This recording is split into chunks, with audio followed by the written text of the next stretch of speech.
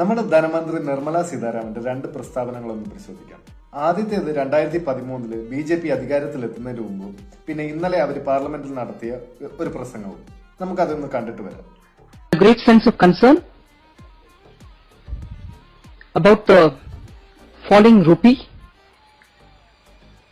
It is about to cross the 62 mark against the dollar.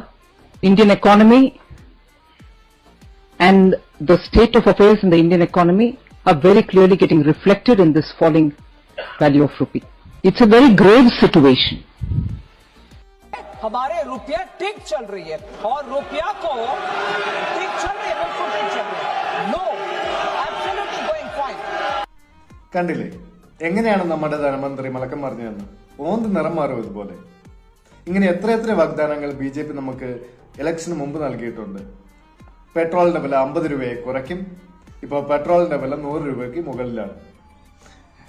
ഡീസലിന്റെ വില കുറയ്ക്കും, ഗ്യാസിന്റെ വില കുറയ്ക്കും, രൂപയുടെ മൂല്യം കൂട്ടും.